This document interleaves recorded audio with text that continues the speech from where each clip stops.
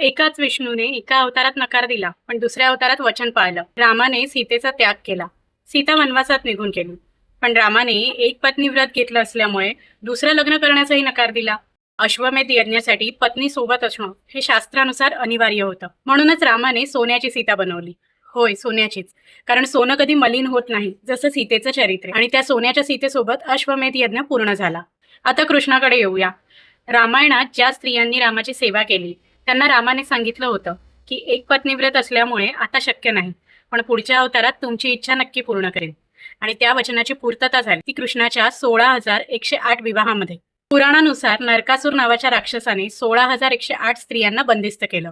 कृष्णाने नरकासुराशी युद्ध केलं आणि त्याला परास्त करून त्या स्त्रियांची सुटका केली.